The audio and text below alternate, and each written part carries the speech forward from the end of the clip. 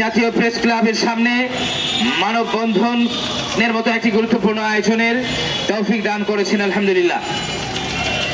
প্রথম কথা হলো, প্রিয় সাংবাদিক এবং তৌহিদি জনতা, এই বাংলাদেশ 24 জুলাই পরবর্তী যে নতুন বাংলাদেশ আমরা পেয়েছি, এই বাংলাদেশ ছাত্র এবং জনতার রক্তের ওপর দাঁড়িয়েছে এটা আমরা জানি। এই বাংলাদেশ উলামায়ে কেরামের রক্তের ওপর দাঁড়িয়েছে। এই বাংলাদেশ মাদ্রাসার ছাত্রদের, স্কুল কলেজ ইউনিভার্সিটির ছাত্রদের রক্তের ওপর দাঁড়িয়েছে। এই বাংলাদেশ শ্রমিকদের রক্তের ওপর দাঁড়িয়েছে। এই বাংলাদেশ আগ্রাসন বিরোধী, জুলুম বিরোধী, খুন বিরোধী, গুম বিরোধী এবং ভারত প্রীতি বিরোধী এক বিশাল জনগোষ্ঠীর কোরবানি আর স্যাক্রিফাইসের ওপর দাঁড়িয়েছে।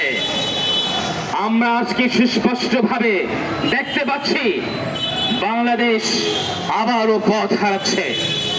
যাদের রক্তের ওপরে বাংলাদেশ দাঁড়িয়ে